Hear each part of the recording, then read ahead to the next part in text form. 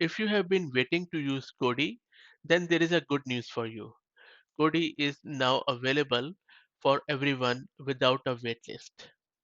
And if you are a Sourcegraph.com user, you can start using Cody today.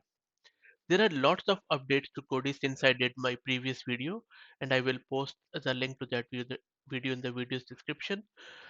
So the new updates are things like inline assist, which means to chat with Cody or ask for edits to your code directly inline in the Visual Studio Code. Another cool feature is that you can access Cody chat directly from the web, no editor extension required. But one of my favorite feature of this new Cody is that it predicts what you intend to build based on the code or comments you are typing.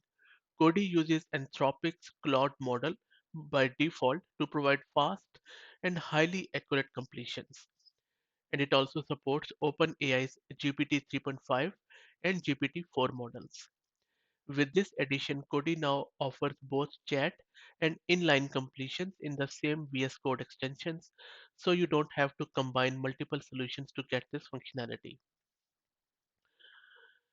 Just recently, I think yesterday, Sourcegraph has also updated the rate limit for completions.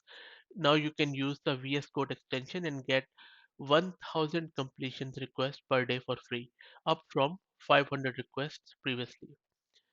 And as I have mentioned earlier in my previous video, that Sourcegraph is really committed to Cody and they are evolving it at the speed of light. So stay tuned because uh, very soon Sourcegraph 5.1 is coming up, and there will be a lot of other features like multi-repository context fetching, and then Cody for Jetbrains IDE. Also, they are going to release Cody app, which will be a new and free way to use Cody on your desktop with context of your local plus private code. I hope that you like it. I would highly suggest that if you work in coding and use VS Code, try out Cody. You will love it for sure. And I will post the link to Cody's website in video's description. Thank you very much.